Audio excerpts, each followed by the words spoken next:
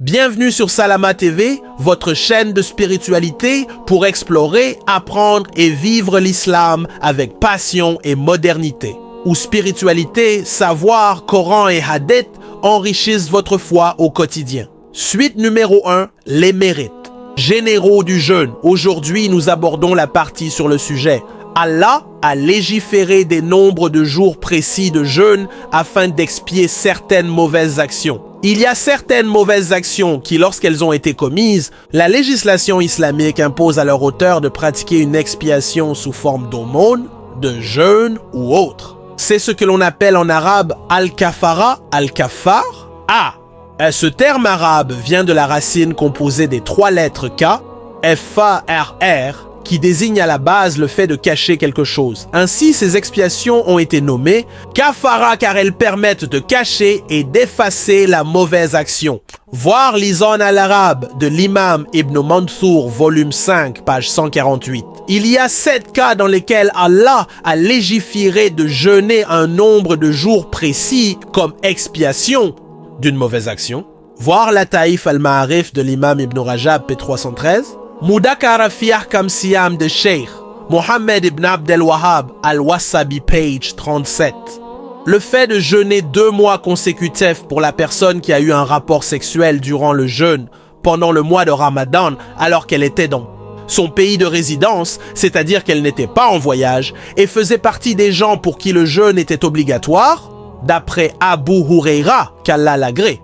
Alors que nous étions assis auprès du prophète, que la prière d'Allah et son salut soient sur lui, un homme est venu et a dit « Ô messager d'Allah, je suis tombé dans la perdition. » Le prophète, que la prière d'Allah et son salut soient sur lui, a dit « Que t'arrive-t-il » L'homme a dit « J'ai eu un rapport avec ma femme alors que je jeûnais. » Le prophète, que la prière d'Allah et son salut soient sur lui, a dit « Trouves-tu un esclave à affranchir » L'homme a dit « Non » Le prophète, que la prière d'Allah et son salut soient sur lui, a dit « Est-ce que tu peux jeûner 2 mois consécutifs ?» L'homme a dit « Non » Le prophète, que la prière d'Allah et son salut soient sur lui, a dit « Trouves-tu de quoi nourrir 60 pauvres ?»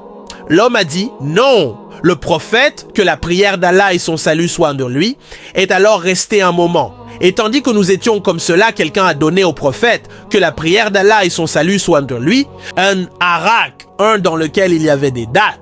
Alors il a dit « Où est le questionneur ?»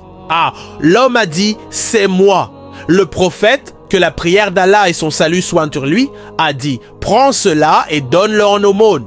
L'homme a dit « À une personne plus pauvre que moi, ô messager d'Allah, car je jure par Allah qu'il n'y a pas entre les 2 extrémités de la ville des gens plus pauvres que les gens de ma maison. » Alors le prophète, que la prière d'Allah et son salut soient sur lui, a ri au point de montrer ses incisives, puis il a dit « Donne cela à manger à ta famille. » 2. Rapporté par Bukhari dans son Sahih numéro 1936 et Muslim dans son Sahih numéro 1111. Siwes, c'est un récipient dans lequel on peut mettre 60 mouds. Un moud étant la quantité que l'on peut mettre dans les 2 mains lorsqu'elles sont rassemblées. Ce hadith montre donc l'obligation de l'expiation pour la personne qui a eu un rapport sexuel durant la journée de jeûne du mois de Ramadan, et les savants sont également en consensus sur ce point. Cheikh al-Islam ibn Taymiyyah, mort en 728 du calendrier hégirien, a dit « La sunna et le consensus montrent que la kafara est obligatoire pour celui qui a eu un rapport sexuel. » Majmou al-Fatawa 25-249. Cette expiation consiste donc à affranchir un esclave. Si la personne n'est pas capable d'affranchir un esclave, elle devra jeûner 2 mois consécutifs. Et enfin, si elle n'est pas capable de jeûner 2 mois consécutifs, elle devra nourrir 60 pauvres. Il faut enfin préciser qu'il n'y a plus d'esclaves à notre époque. Et la première étape de l'expiation consiste donc à jeûner 2 mois consécutifs. أنا voir شار قواعد ابن رجب de Cheikh عثيمين فولين بي 267.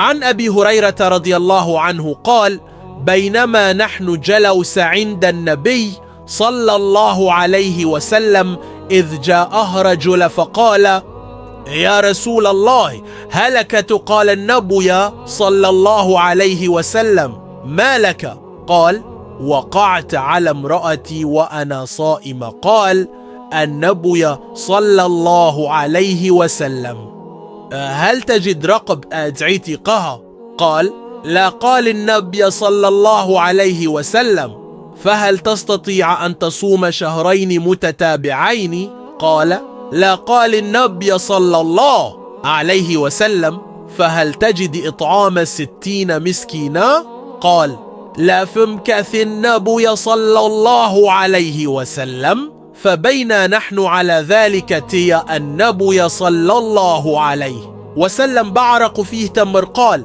أين السائل فقال أنا قال النبي صلى الله عليه وسلم خذ هذا فتصدق به فقال الرجل أعلى أفقر مني يا رسول الله فوالله ما بين لابتيها أهل بيت أفقر من أهل بيتي ضحك النبي صلى الله عليه وسلم حتى بدت أنيا به ثم قال أطعمه أهلك رواه البخاري في صحيحه رقم 1936 ومسلم في صحيحه رقم 1008. L'expiation que doit effectuer la personne qui est en état de sacralisation, qui fait un des actes interdits pendant la période de sacralisation ihram pour le hajj ou la umrah là, a dit dans le verset 196 de la sourate Al-Baqarah numéro 2, traduction rapprochée et approximative du sens du verset, lorsqu'il mentionne les règles du hajj. Si l'un d'entre vous est malade ou souffre d'un problème à la tête et doit se raser, qu'il s'acquitte d'une expiation consistant en un jeûne, une aumône ou un sacrifice. قال الله تعالى فمن كان منكم مريضا أو به أذى من رأسه ففدية من صيام أو صدقة أو نسك. Surat al-Baqarah 176. D'après Ka'b ibn Ujra, qu'Allah l'agrée, j'ai eu des poux alors que j'étais en état de sacralisation. Le prophète, que la prière d'Allah et son salut soient sur lui, m'a dit rase ta tête et jeûne 3 jours, ou nourris 6 pauvres, ou sacrifie une brebis, rapporté par Bukhari dans son Sahih numéro 1814 et Muslim dans son Sahih numéro 1201. عن كعب بن عجرة رضي الله أنه أصابه القمل وهو محرم فقال له النبي صلى الله عليه وسلم احلق رأسك وصم 3 أيام أو أطعم 6 مساكين أو انسك. بشاء رواه البخاري في صحيح رقم 1914 ومسلم في صحيح رقم 1021. Cette expiation consiste donc au choix à jeûner 3 jours ou à nourrir 6 pauvres ou à sacrifier un ovin. Et certains savants ont mentionné qu'il n'y a pas de divergence sur le fait qu'il n'est pas obligatoire de jeûner ces 3 jours, les uns à la suite des autres. Voir à l'Insaf de l'imam Al-Mardawai, volume 3, page 512. L'expiation que doit effectuer la personne qui a tué un gibier durant la période de sacralisation pour le Hajj ou la Umrah là, a dit dans le verset 95 de la sourate Al-Maïda numéro 5, traduction rapprochée et approximative du sens du verset, lorsqu'il mentionne les règles du Hajj. Ô vous les croyants, ne tuez pas de gibier alors que vous êtes en état de sacralisation. Quiconque en tue délibérément, qu'il sacrifie comme expiation son équivalent parmi les bêtes de troupeau, selon le jugement de 2 personnes intègres parmi vous, et que ce sacrifice soit fait à la mosquée sacrée, ou qu'il expie sa faute en nourrissant des pauvres ou en observant un jeûne équivalent. Ceci afin qu'il éprouve les mauvaises conséquences de son acte. قال الله تعالى يا أيها الذين آمنوا لا تقتلوا الصيد وأنتم حرم ومن قتله منكم متعمدا فجزاء مثل ما قتلوا من النعم يحكم به ذو عدل منكم هديا بالغ الكعبة أو كفارة طعام مساكين أو عدل ذلك صياما ليذوق وبال أمر. ها سورة المائدة 95. D'après Muqsim, Abdallah ibn Abbas, qu'Allah les agrée, lui et son père, a dit à propos de la parole d'Allah qu'il sacrifie comme expiation son équivalent parmi les bêtes de troupeau. Si le pèlerin en état de sacralisation tue un gibier, il doit faire son expiation. S'il a auprès de lui l'équivalent du gibier tué parmi les bêtes de troupeau, il doit alors la sacrifier et donner sa viande en aumône. S'il n'a pas auprès de lui son équivalent, on estime le prix de l'équivalent en argent. Puis on estime l'équivalent de cette somme en nourriture, et alors il devra jeûner un jour à la place de chaque demi-sa. rapporté par Ibn Abi Shayba dans son Musannaf numéro 1342 et par Al-Bayhaqi dans Al-Sunan Al-Kubra et authentifié par Sheikh Chatri dans sa correction du Musannaf de Ibn Abi Shayba volume 8 page 46. L'imam Nawawi, mort en 676 du calendrier hégirien, a dit: les savants sont en consensus sur le fait que le sa est l'équivalent de 4 moud. Khiroshar Sahih Muslim 1122. Le moud est l'équivalent de la quantité que peut mettre un homme qui a des mains de taille moyenne dans ses deux mains lorsqu'il les joint. Al-Kamus Al-Muhit, page 1916. Ainsi, un demi-sa est l'équivalent de 2 fois la quantité que peut mettre un homme qui a des mains de taille moyenne dans ses deux mains lorsqu'il les joint. En Muqsm, قال عبد الله بن عباس رضي الله عنهما في قول الله فجزاء مثل ما قتل من النعم إذا أصاب المحرم الصيد يحكم عليه جزاؤه فإن كان عنده جزاؤه ذبحه وتصدقوا بلحمه فإن لم يكن عنده جزاؤه قومه جزاؤه دراهم ثم قومت الدراهم طعاما فصام مكان كل نصف صاع يوم.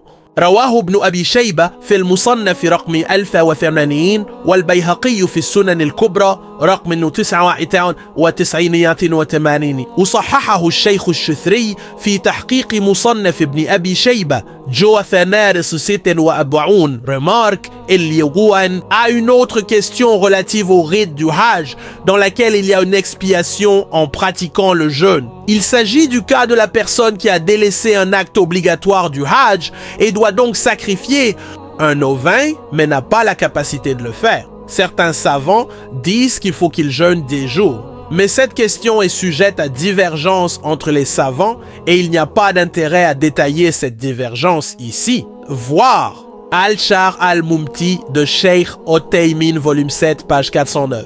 C'est la fin de la suite numéro 1. Prochainement, nous allons aborder le sujet sur la partie sur l'expiation du serment qui n'a pas été respectée. Ne manquez pas les trésors de savoir et de spiritualité. Abonnez-vous dès maintenant à Salama TV, votre chaîne dédiée au rappel islamique, invocations puissantes et enseignements inspirants. Rejoignez une communauté engagée pour renforcer sa foi et se rapprocher d'Allah chaque jour. Cliquez sur s'abonner et activez la cloche pour ne rater aucun contenu. Ensemble, cheminons vers le bien.